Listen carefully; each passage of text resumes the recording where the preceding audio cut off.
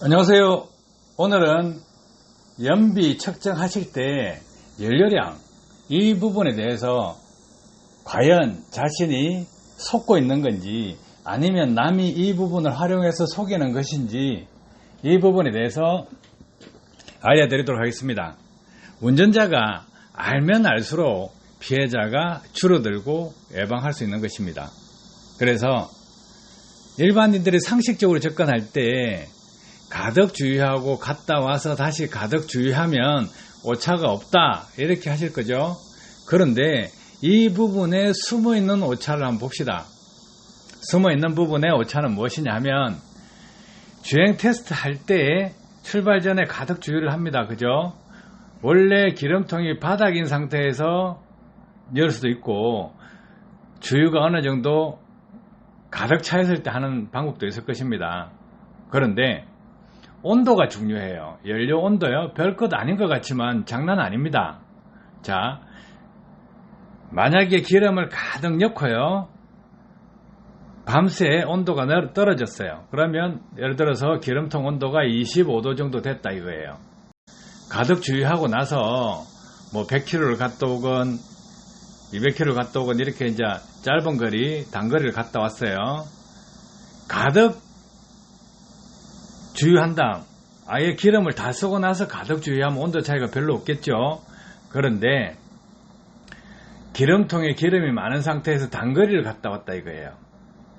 단거리를 갔다 오면 전체 연료에 대비해서 썬 부분이 적다 이렇게 하면 오차율이 많이 발생합니다. 자, 다녀와서 주유소에서 다시 주유를 합니다. 그런데 실제 운행 코스 있죠. 운행 코스를 뛰다 보면 그 연료가 엔진에 한번 들어갔다가 나오죠. 그러면 자꾸 데워질 거 아니에요. 데워지면 연료통의 연료 온도가 몇 도까지 올라가느냐 이거예요. 그래서 온도가 올라가면 뭐 별거 아니겠지, 얼마나 부피가 얼마나 늘어나겠어, 거기서 거기 아니야 이렇게 생각하시는데 그렇지 않습니다. 테스트 하시려면 출발하시기 전에 기름 가득 넣고요. 온도 측정도 하세요. 연료 온도 측정을 하고 그 다음에 갔다 와서 가득 주의하고 연료 온도 측정도 하고 이렇게 하셔야 돼요. 정상적으로 하시는 분 여기까지 합니다. 그래서 이런 것이 번거롭다 하면 실내 차 이어놔 놓고 온도를 측정하고 주유 가득 그 온도를 기름통 측정해 놔 놓고 기름통의 온도를 측정하고 가득 주유하고 갔다 와서 다시 그 다음날 같은 시간대에 온도가 비슷한 조건에 들어왔을 때 주유를 하고 연료 온도 편차가 없는지 확인하고 그 사용량으로 잽니다. 그런데 자, 일반적으로는 그렇게 생각을 안 하죠. 뭐 기름 불어봐야 얼마나 불겠느냐, 줄어봐야 얼마나 줄겠느냐 하는데 화물차요 기름통 400탱크 아닙니까 기본적으로. 그 두 드럼요, 두 드럼. 그 400탱크였을 때 테스트 전에 온도하고 테스트 끝나고 나서 바로 주유했을 때 온도, 연료 온도 차이가 25도로 가정해 봅시다. 25도로 가정하면 경유차입니다. 400리터 기준으로 했을 때 400리터 곱하기 0.0009 곱하기 25도 이렇게 하면 9리터가 차이 납니다.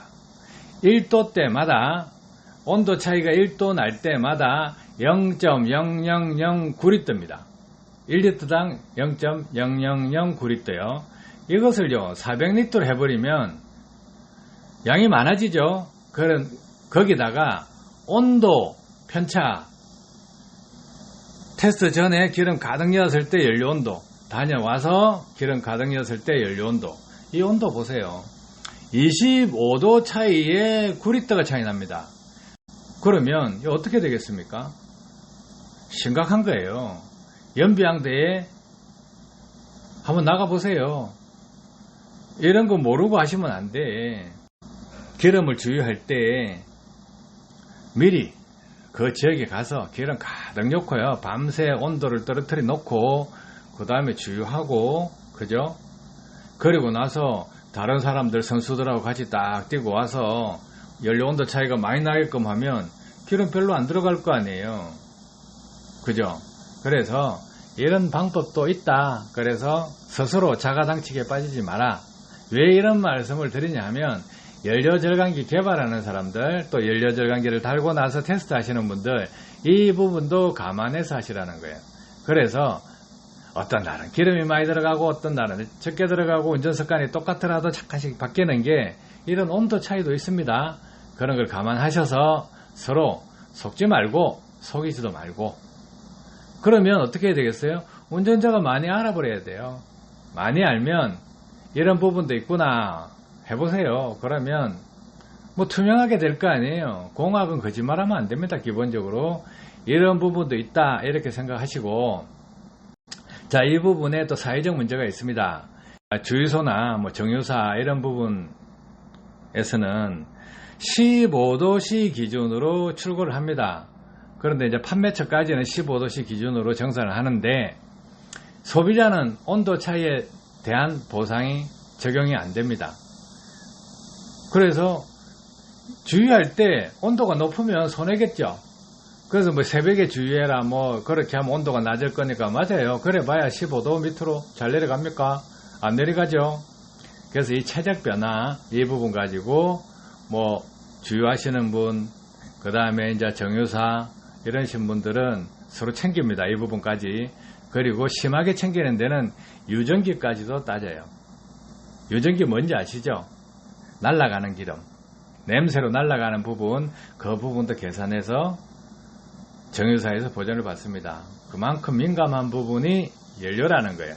근데 일반인이 주유량을 테스트할 때 이렇게 체적 변화는 기본적으로 생각을 하고 있어야 됩니다. 아시겠죠?